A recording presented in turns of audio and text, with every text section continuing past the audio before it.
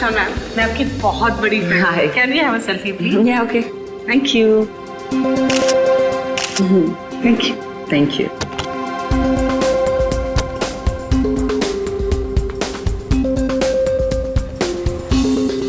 तो वो set complete हुआ? यप।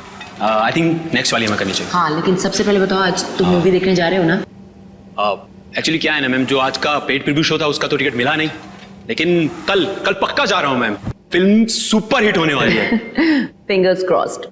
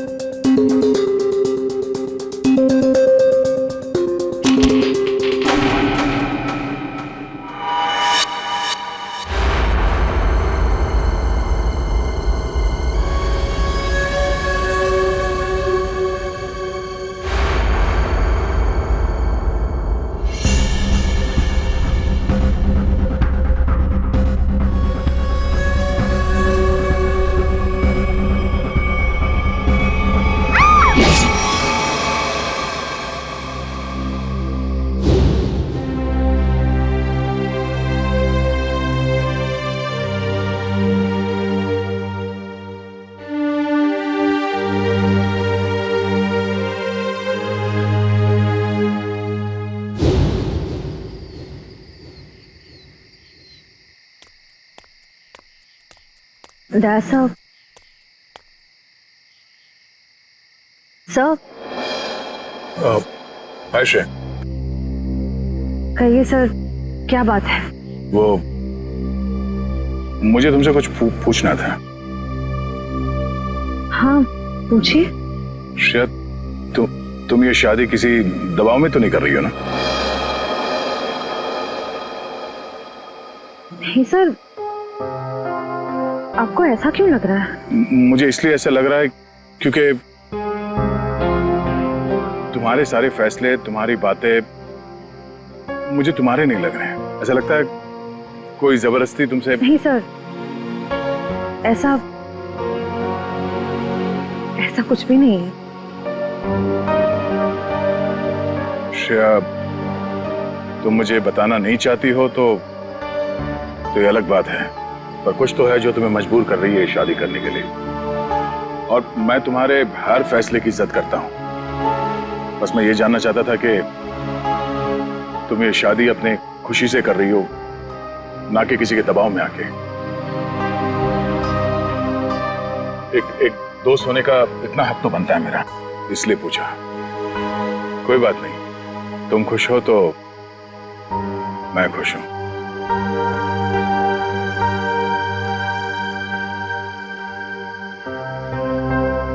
ठीक है, अपना ख्याल रखना।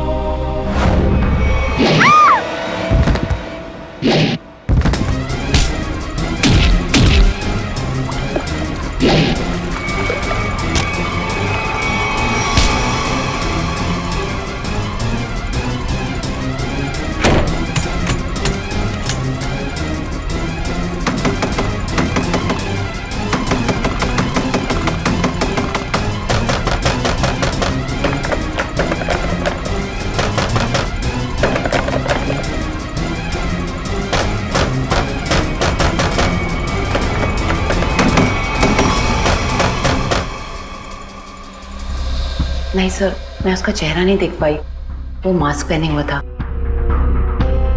समझ नहीं आ रहा है कोई मुझे क्यों मारने की कोशिश करेगा। सर, जब बिपाशा जी काफी देर तक चेंजिंग रूम से बाहर नहीं आई तो मैं चेंज रूम तक गया। मैंने देखा सर कि अंदर से कुछ अजीब सी आवाजें आ रही हैं। तब मैं अंदर गया, लेकिन वहां कोई भी नहीं था सर। बिपाशा जी बाथरूम के अंदर लॉक थी। आज कोई अनजान आदमी जिम के अंदर आया? नहीं सर। अच्छा sir, excuse me sir, CCTV footage check कर लिया है। मास्क वाला कोई भी आदमी अंदर नहीं आया और जितने भी लोग अंदर आए वो सब क्लब के मेंबर्स हैं। अच्छा, कहीं कोई खिड़की वड़की से तो नहीं आ गया? हो सकता है सर। विपाशा जी, ये बताइए कि आपकी किसी से कोई दुश्मनी या कोई अनबन? ऐसा तो कोई भी नहीं है। कुछ तो है विपाशा जी, वरना कोई आपको क्यों मारना चाहेगा? अच्छा, याद कीजिए, आपके साथ हाल फिलहाल में कोई अजीब घटना घटी हो? हाँ, कल रात को जब मैं शूटिंग से लौट रही थी तो मुझे 2 लोग दिखे थे एक एक्सीडेंट हुई गाड़ी के पास। मैंने गाड़ी रोक के उन्हें हेल्प करने की कोशिश की। क्या कुछ मदद चाहिए? हमें कोई मदद नहीं चाहिए। लेकिन उन लोगों ने मदद लेने से साफ इनकार कर दिया।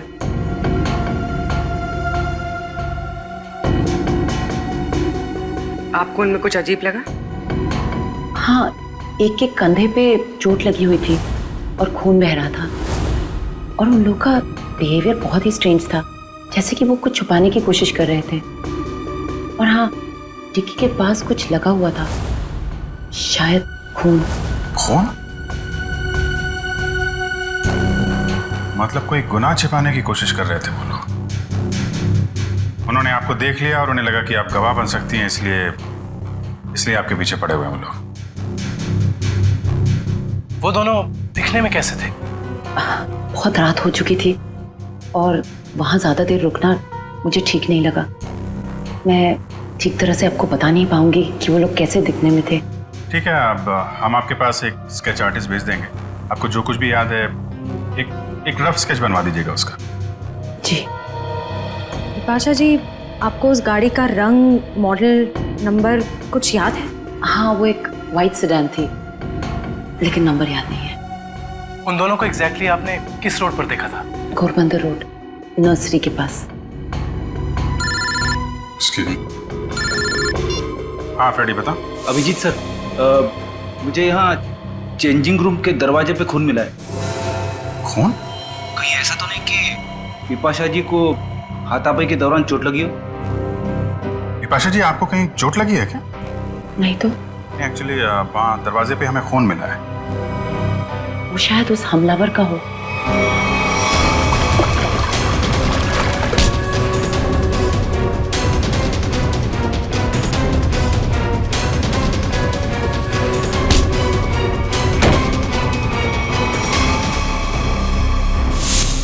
फ्रेडी, उस खून का सैंपल ले लो और फॉरेंसिक भेज दो। वो खून शायद उस हमलावर का ही है।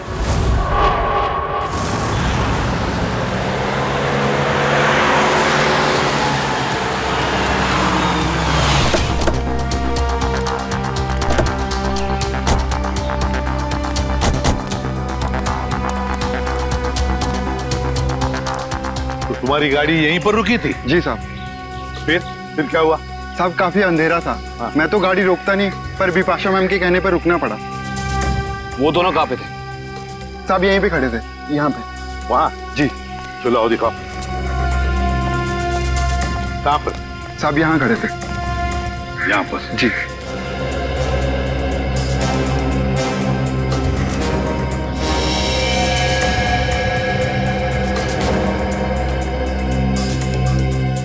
इंजन में लगता है सर। लगता है गाड़ी खराब थी। गाड़ी खराब थी क्या? जी सर। तो फिर उन लोगों ने गाड़ी किसी भी तरह से यहाँ से हटाई हो, लेकर गए होंगे वो। फिर ये रास्ता काफी सुनसान लगता है। हो सकता है आसपास से कोई मैकेनिक आया हो।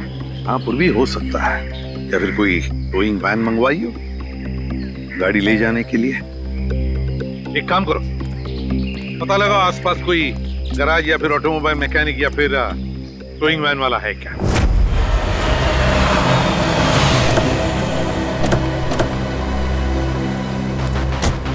सर्कल टोइंग वैन ने घोड़बंदर रोड से एक सफेद रंग की सेडान कार को उठाया था। कहाँ है गाड़ी? सर ये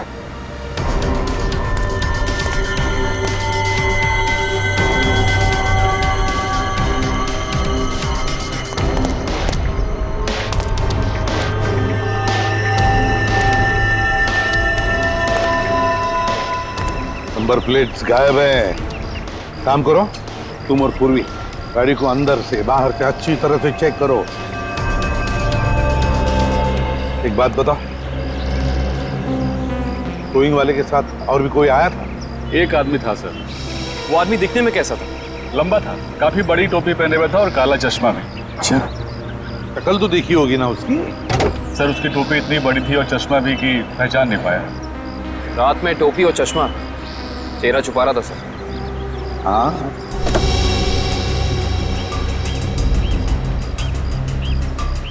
एक बात बताओ, ये गाड़ी जब स्क्रैप करने के लिए तुम्हारे पास आती है तो उसके पेपर्स वगैरह चेक किए थे तुमने? सर ज्यादातर उसके ऑनर्स ही आते हैं, इसलिए जरूरत महसूस नहीं होगी। जरूरत महसूस नहीं पड़ी है? गाड़ी के पेपर चेक नहीं किए? आरटीओ को इन्फॉर्म करना पड़ता है, आरटीओ की परमिशन लेनी पड़ती है, ये सब कुछ भी नहीं किया तुमने। इस तरह से काम करते हो तुम? गलती हो गई। गलती नहीं, जुर्म किया है तुमने, समझे? Sorry sir. सॉरी सर, गलती हो गई। सर सर गाड़ी में पेपर नहीं है और केसी नंबर भी फुरज के निकाल दिया गया है। ये लो, पेपर्स नहीं, केसी नंबर नहीं।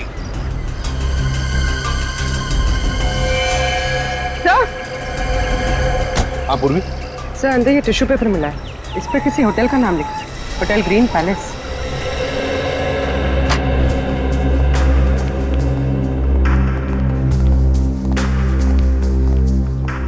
आप इस होटल के मैनेजर? Yes sir. देखिए हम लोग सीआईडी से। इस गाड़ी को देखिए, ये गाड़ी आपके होटल के किसी गेस्ट की है। क्या आप जानते हैं इस गाड़ी के बारे में? ये गाड़ी तो हमारे गेस्ट मिस्टर आनंद की है। क्या हुआ सर इन्हें? एक्चुअली हमें आनंद के बारे में थोड़ी जानकारी चाहिए थी आपसे। हाँ सर पूछिए। ये आनंद जी पिछली बार आपके होटल में कब ठहरे थे? सर अभी 2 दिन पहले तो उन्होंने यहाँ से चेकआउट किया है। अच्छा, आनंद जी की कोई फोटो या आईडी वगैरह कुछ है आपके पास? हाँ सर, उनका फोटो आईडी है हमारे पास। वो गेस्ट की लिस्ट देना। ये रही सर मिस्टर आनंद की डिटेल्स। सर बिपाशा जी ने जो स्केच बनवाया था और इस फोटो में तो बहुत फर्क है सर। अच्छा, चेकआउट के बाद ये आनंद कहाँ गए हैं, उन्होंने कुछ बताया आपको? कोई खबर है इस बारे में? नहीं सर, हमें इसकी कोई जानकारी नहीं है। अच्छा, आनंद जी जब आपके होटल में ठहरे थे वो कमरा हमें चेक करना है उनका। हाँ सर, आप लोग कमरा देख सकते हैं, लेकिन वहाँ आपको कुछ मिलेगा नहीं। क्यों? क्योंकि सर हमने उस कमरे की सफाई करके किसी दूसरे गेस्ट को दे दिया। अच्छा, आनंद के कमरे को कौन सर्विस दे रहा था आपका स्टाफ मेंबर? जरा उसे बुलाइए। रौनक, आनंद जी के बारे में क्या जानते हो? आनंद साहब बहुत बड़े दिल वाले हैं। जब उनका बैग उनके गाड़ी के पास ले गया तो उन्होंने मुझे 200 रुपए की टिप दी, पूरे 200 रुपए की। अच्छा, 200 रुपए की टिप? हाँ सर। यहाँ से होटल से चेकआउट करने के बाद वो कहाँ गए? नहीं साहब, नहीं मालूम। चलो, कभी आनंद जी को किसी के साथ फोन पर बात करते हुए सुना है? नहीं साहब। याद करो, शायद कुछ सुना होगा, याद करो। हाँ साहब, और बाहर निकलने के बाद जब उन्होंने मुझे पैसा दिया तो उनके पास 2 लोग आए। अच्छा, क्या वो 2 लोग कुछ ऐसे दिखते थे? नहीं साहब, ये ऐसे नहीं दिखते थे। तो फिर कैसे दिखते थे? आनंद साहब के यहाँ काम करने वाले लग रहे थे। क्या क्या बातें हो रही थी इन तीनों के बीच में? आनंद साहब एक नक्शा दिखाकर बोले कि इस मंदिर के पास जल्दी जाना है। मंदिर के पास? मंदिर के पास जल्दी जाना है क्या ये चक्कर इस मंदिर का? कौन सा मंदिर है ये? पता लगाना पड़ेगा। एक काम करो, 2 दिन पहले आनंद जी का फोन रात को कहां पर था ये ट्रेस करो। सर आनंद का फोन 2 दिन पहले इसी एरिया में ट्रैक किया गया है और तब से उसका फोन बंद आ रहा है। कर क्या रहा था वो यहाँ जंगल में? और सर विपाशा जी ने जिन 2 लोगों को घोड़बंदर रोड पे बात करते हुए सुना था, रोड भी यहीं पास में है सर। अच्छा, हाँ, वो 2 जन जी पास वाले रोड पे बात कर रहे थे। इन दोनों चीजों का कोई ना कोई संबंध जरूर है, जरूर है संबंध। देखो जरा अच्छी तरह से। हाँ,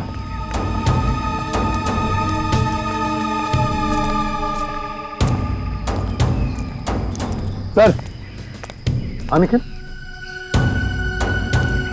दरियान मिट्टी जमीन से काफी नरम और मुलायम है। हाँ,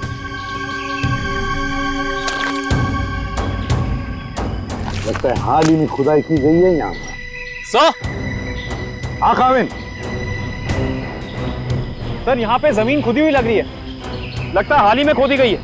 जमीन थोड़ी ऊंची भी है, अलग सी लग रही है। अच्छा, काम करते हैं, दोनों जगह खोदते हैं, देखते हैं क्या छुपा है जमीन के नीचे।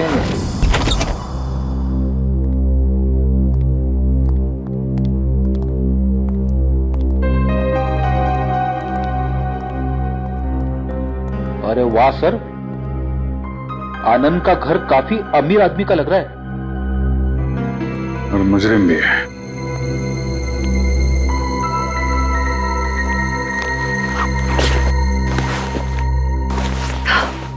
अंदर से शायद आवाज आ रही है।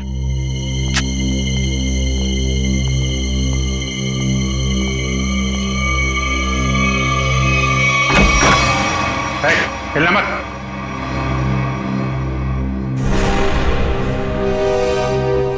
कौन हो तुम? आनंद कहाँ है?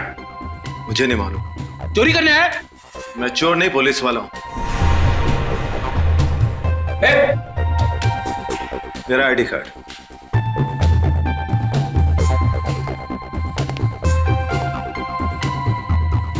सर।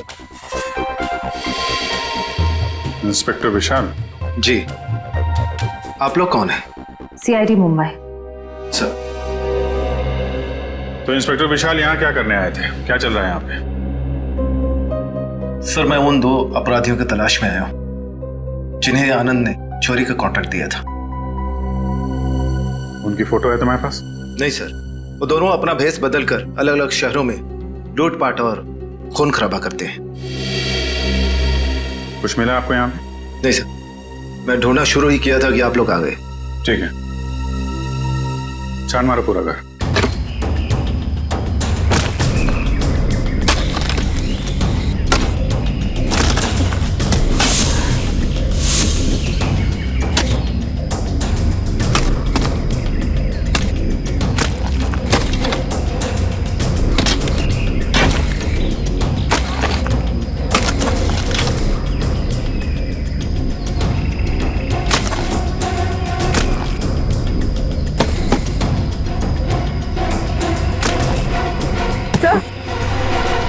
हाथ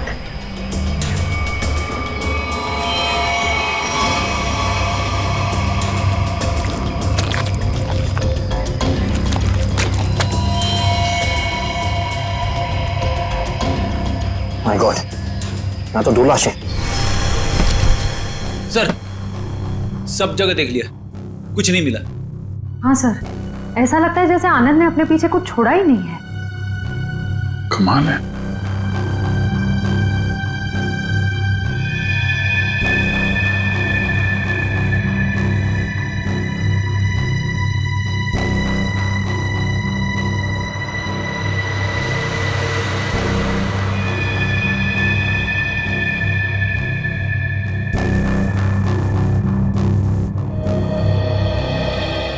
क्या फ्रेडी, ये पेड़ जमीन से ऊपर की तरफ उगते हैं कि नीचे की तरफ?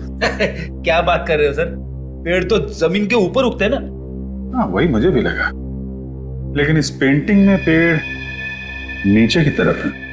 अरे हाँ, अरे पेंटिंग उल्टी लगी है यार, और क्या।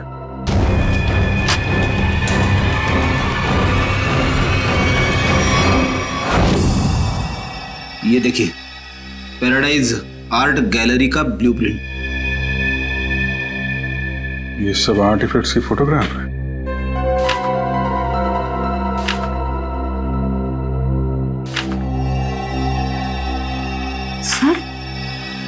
सर ये आर्टिफैक्ट, सर ऐसे तो कुछ दिन पहले सिटी म्यूजियम से चोरी किया गया था। सर इसकी कीमत तो करोड़ों में है।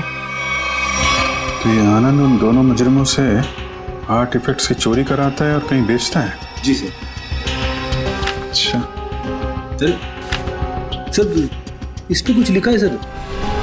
150001 केल्वा।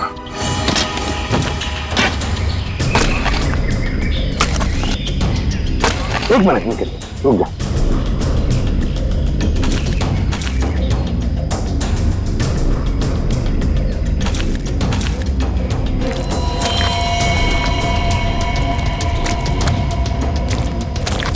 दो लाशें हैं सर।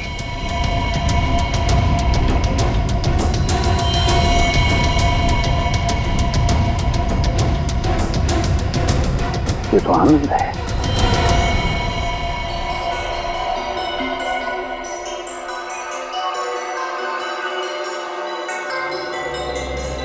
डॉक्टर साहब, इन बॉडी से कुछ पता चला? हाँ काविन, इन 3 लोगों को तो गोली से मारा गया, लेकिन ये चौथा, ये आनंद, इसकी कहानी कुछ अलग है। हाँ सर, इसके तो चेहरे और सर पे चोट के निशान थे। बिल्कुल पूर्वी, इसके सर पर 2 चोट के निशान हैं, 2 अलग अलग किस्म की चोट के निशान। ये देखो, ये निशान किसी भारी वजनदार चीज की वार से हुआ है और इसकी वजह से इसकी खोपड़ी टूट गई। वो देखो। और ये जो दूसरा घाव जो इसके सर के अंदर तक हुआ है, वो किसी नुकीली चीज से किया गया है, शायद किसी कुल्हाड़ी से। इसका मतलब आनंद के सर पे 2 अलग अलग हथियारों से वार किया गया है। राइट श्रेया, 2 अलग अलग हथियारों से वार एक ही वक्त पे।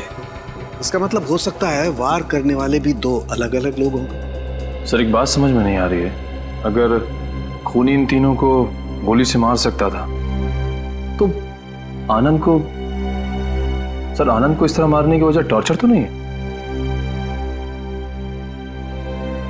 इसका मतलब एक बात तो तय है सर कि आनंद की इन दोनों हमलावरों से कोई गहरी दुश्मनी होगी, वरना कोई किसी को इतना दर्द देकर क्यों मारेगा इतनी बेरहमी से? सर, उस बेलबॉय ने इन 2 आदमियों को पहचान लिया था, ये आनंद के साथ ही थे। और ये चौथा आदमी शायद इन लोगों से मिलने जंगल में गया था किसी काम से। और इतना ही नहीं सर, उन्होंने आनंद को मारा और उसकी गाड़ी भी लेके भाग गए। अच्छा, जिम के चेंजिंग रूम में जो खून मिला था उससे कुछ पता चला? नहीं काविन, वो सैंपल्स हमारे रिकॉर्ड में किसी से मैच नहीं होते।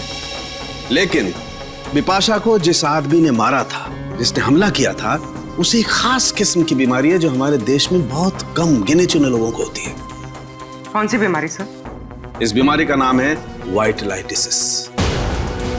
सर, इस बीमारी में क्या होता है? इस बीमारी में इंसान की मसल्स में एक अजीब किस्म का डिसऑर्डर पैदा हो जाता है। उसकी मसल्स लूज पड़ने लगती है, कहीं भी किसी भी जगह अचानक उसकी मसल्स में झटका आना शुरू हो जाता है। और इस बीमारी को पूरी तरह ठीक करने का इलाज अभी तक डेवलप नहीं हुआ है। लेकिन इस बीमारी के असर को कम करने का इलाज जरूर है, और वो इलाज हमारे शहर में सिर्फ 2 अस्पतालों में होता है। फिर तो इन दोनों हॉस्पिटल्स में जाकर चेक करना पड़ेगा। हो ना हो ये हमलावर वहां अपना इलाज कराने जरूर आता होगा। सर, ये भुवन नाम का आदमी सिटी हॉस्पिटल में विटालिसिस का इलाज करवा रहा है, और जैसा कि बिपाशा ने बताया था कि हमला करने वाले की कदकाठी कैसी है, इसकी कदकाठी भी बिल्कुल वैसी है। और सबसे खास बात, पैसे की कमी होने के कारण कुछ महीने पहले अपने इलाज रुकवा दिया था इसने, लेकिन अचानक पता नहीं कहां से पैसा आ गया कि फिर इलाज शुरू कर दिया। किसी ने फोन को पैसे दिए थे बिपाशा पर हमला करने के।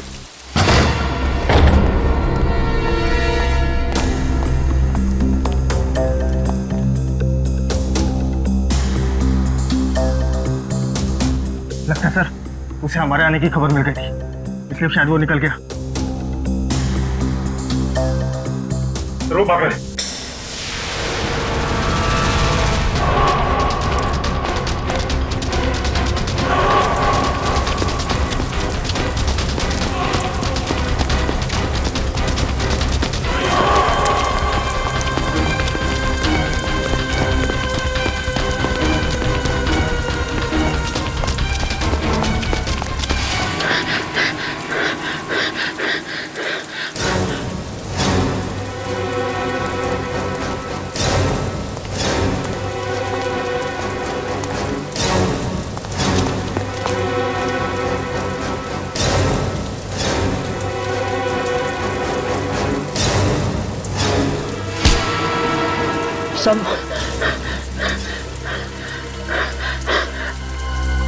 मुझे क्यों पकड़ा?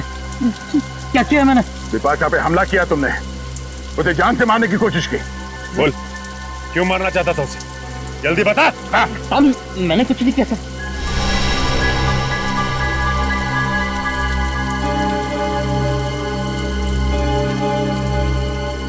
बताता हूँ साहब, बताता हूँ। बता। साहब, मुझे पैसों की बहुत जरूरत थी।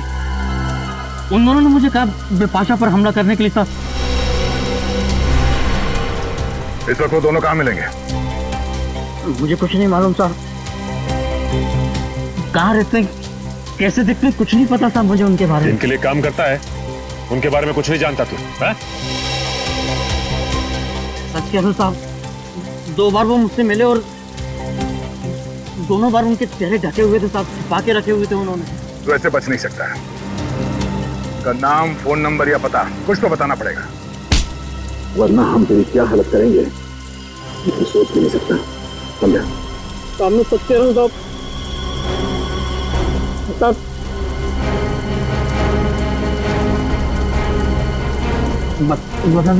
सर। बोल। मैं सब बताऊंगा। उनमें से एक का नाम चीका है। चीका? और बता। पिछली बार जब वो लोग मिले थे साहब तो दोनों बात कर रहे थे कि अब बच्चों तक पैसे कैसे भेजें। बच्चों के पास पैसा? भला ये मुजरिम बच्चों के पास पैसा ले जाने की टेंशन क्यों लेंगे सर? सर, ये किन बच्चों की बात कर रहे थे दोनों? मतलब इनके जान पहचान वाले या वो स्कूल के बच्चे? ये किसी अनाथ आश्रम के बच्चे हैं। अनाथ आश्रम? हाँ, आनंद के घर से हमें एक चिट्ठी मिली थी जिसपे लिखा था केलवा 150001। केलवा ऑर्फनेज, शहर का सबसे बड़ा अनाथ आश्रम। लेकिन सर, ऐसे मुजरिमों का किसी अनाथ आश्रम से क्या लेना देना? इस केलवे अनाथ आश्रम से क्या संबंध है ये तो वहां जाने के बाद ही पता चलेगा। मुजरिम? इंस्पेक्टर दया, ये मासूम बच्चों का अनाथ आश्रम है, यहाँ पे कोई मुजरिम नहीं रहते हैं। माफ कीजिएगा मैम, एक केस के जांच ने हमें यहाँ तक लाया है। हम सिर्फ ये जानना चाहते हैं कि आपके इस ऑर्फनेज में ये चीका कौन है? चीका? हाँ, एक बच्चा रहता था यहाँ पे, चीका नाम का। लेकिन 10 साल हो गए उसको ये अनाथ आश्रम छोड़कर गए हुए। अच्छा, 10 साल पहले आश्रम छोड़कर चला गया था? जी। अच्छा, इस चीका के बारे में और कुछ बता सकती हैं आप हमें?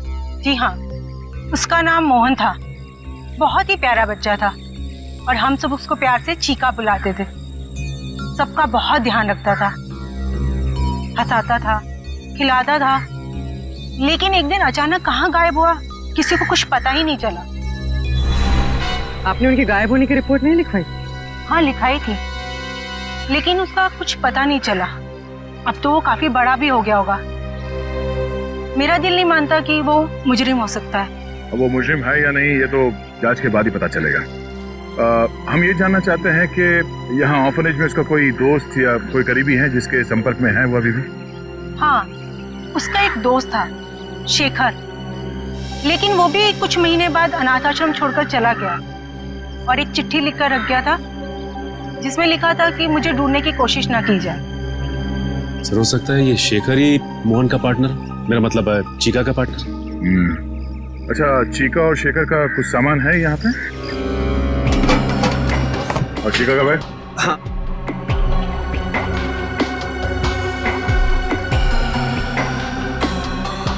ये चीका का है।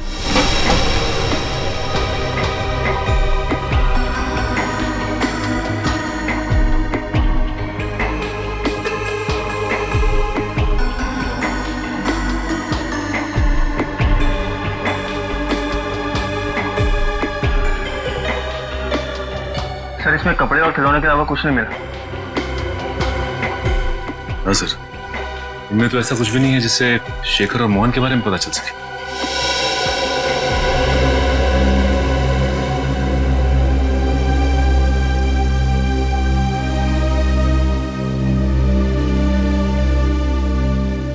Thank you. ये क्या लगा तुम्हें? खून कैसे है? हाँ?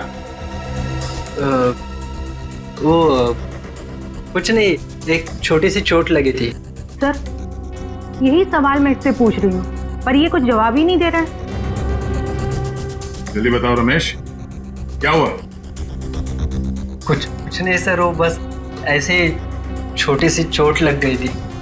सर 2 दिन पहले जब ये रात को बाहर से आया था तो इसके हाथ से खून बह रहा था, पर इसने कुछ जवाब नहीं दिया। सर बिपाशा जी ने 2 दिन पहले रात को जिस आदमी को देखा था उसके हाथ पे भी चोट का निशान था।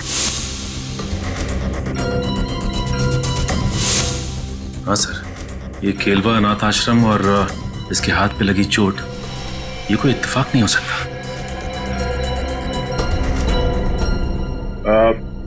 Thank you very much madam, आपने हमारी इतनी मदद की। लगता है हम लोग गलत थे। और हाँ, थैंक यू चिका। Okay sir.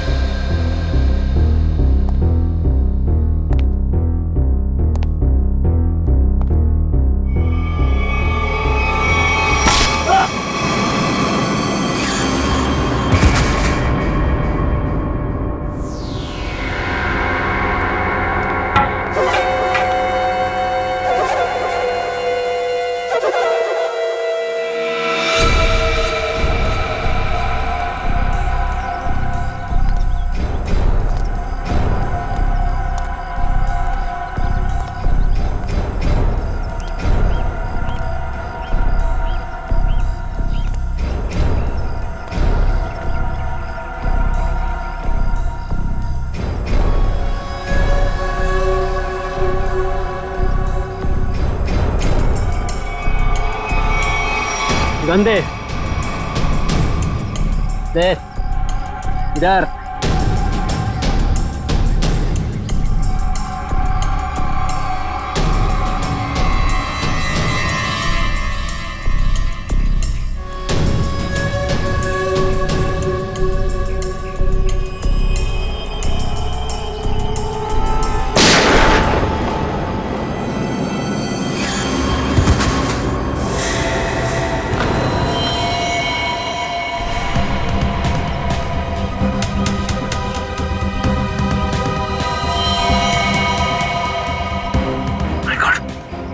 तो मर चुका है सर।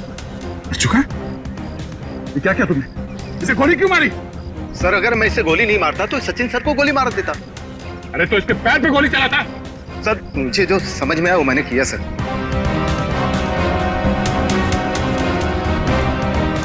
सर ये मोहन तो चला गया, अब कैसे पता चलेगा कि शेखर कौन है और कहाँ है इसका पार्टनर?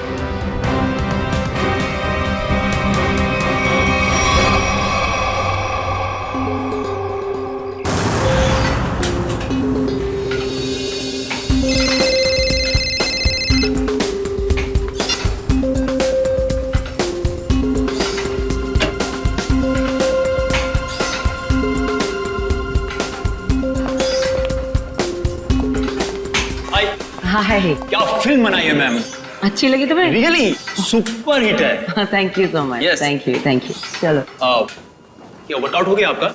हाँ हो गया, कुछ अर्जेंट काम है तो मैं निकलती हूँ। Okay bye. Okay bye bye, take care.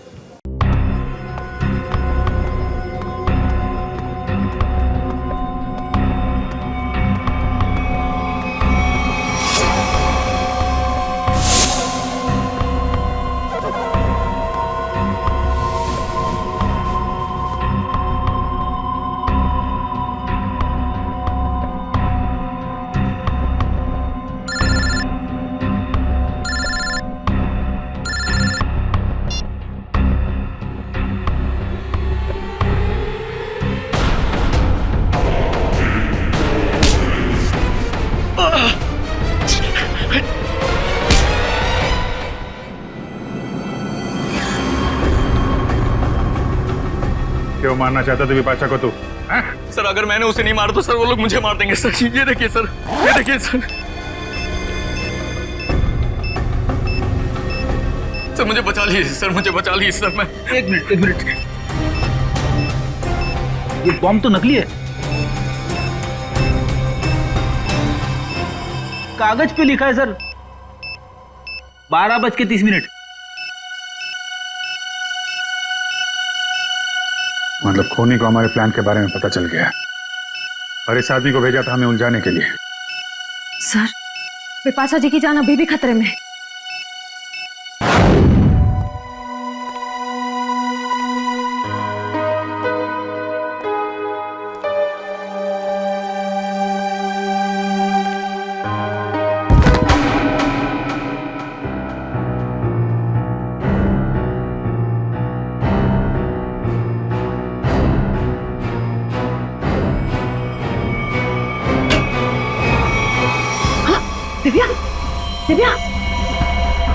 Divya oh my God, Divya क्या हुआ बिपाशा जी? और इसे क्या हुआ? किसी ने इस पे हमला किया है। एक काम करते हैं, हम इसे अंदर लेके जाते हैं, क्या पता हमलावर इधर ही हो कहीं पे। हाँ चलो।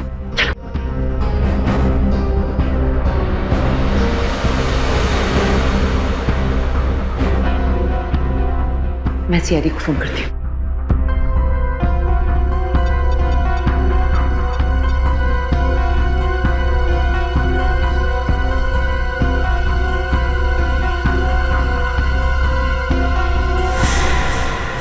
खूनी कोई औरत भी तो हो सकती है।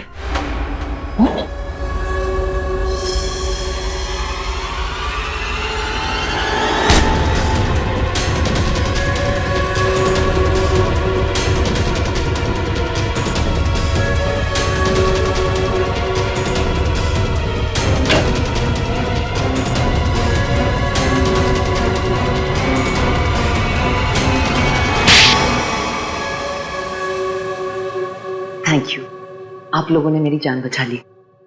थैंक यू तो हमें आपको बोलना है। आपने एक मुजरिम को पकड़वाने में हमारी मदद की है। सीआईडी की मदद करना तो हर नागरिक का कर्तव्य है और आपकी टीम तो इतनी अलर्ट और जिम्मेदार है। विपाशा जी, आपकी आने वाली फिल्म क्रीचर के लिए आपको बहुत सारी शुभकामनाएं। आपकी फिल्म हिट हो और लोगों को पसंद आए। Thank you so much. हम सब लोग आ रहे हैं देखने के लिए। जरूर, थैंक यू सो मच। क्यों? वो खबर तो हमने जानबूझकर फैलाई थी कि बिपाशा को उसके ऊपर जिसने हमला किया था उसके बारे में बहुत कुछ याद आ गया है। मशहूर फिल्म अभिनेत्री बिपाशा को अपने ऊपर हमला करने वाले के बारे में कुछ खास बातें याद है। सीआईडी की टीम हिप्नोटाइज करने वाले विशेषज्ञ की मदद से उन्हें पूरी बातें याद दिलाने की योजना बना रही है, जिससे वो अपराधी तक पहुंच सके। इतना बड़ा धोखा। हाँ, इतना बड़ा धोखा। क्यों? तुम्हें क्या लगा धोखाधड़ी जालसाजी सिर्फ तुम ही कर सकती हो?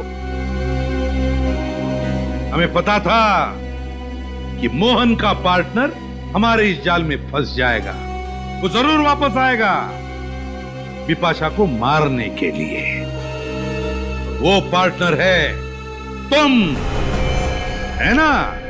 हाँ, मैं और मोहन बचपन से साथ साथ बड़े हुए। हम दोनों एक ही साथ अनाथ आश्रम में पले बड़े। अनाथ आश्रम में साथ साथ बड़े हो गए और किया क्या? गैर कानूनी धंधे। अपनी पहचान तक छुपा ली तुमने। आदमी बनकर लूटपाट और खून भी किए। हम दोनों भेस बदलने में माहिर थे। कोई नहीं जान पाया कि मैं लड़की हूं। और फिर तुम दोनों ने आनंद और उसके साथियों को मारकर उनके पैसे और आर्टिफैक्ट्स चुरा लिए और बड़ी आसानी से उन आर्टिफैक्ट्स की डील प्लान कर ली। हाँ, वो आर्टिफैक्ट्स हमने चुराए थे आनंद के लिए। उसके बदले में उसने हमें आधे पैसे दिए और बाकी के आधे पैसे वो अनाथ आश्रम में देने वाला था, लेकिन वो मुकर गया। तो तुमने उसे मार दिया, आनंद को भी और उसके साथियों को भी। हाँ। लूटना, लोगों की जानें लेना, 4-4 खून किए तुमने। ये सब कुछ तो तुम्हारे लिए खेल बन गया था, है ना? तो अब जेल की सलाखों के पीछे खेल खेलते बैठना, दिन गिनने का, फांसी का ऑर्डर आने तक।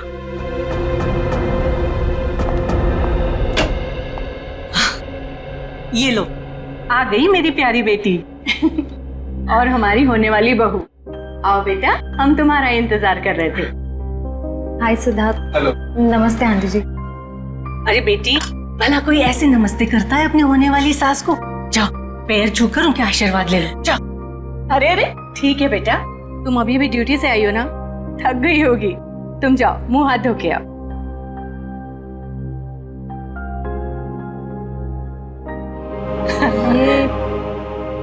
ये सब हमने तुम्हारी और सिद्धार्थ की सगाई का दिन तय कर दिया है।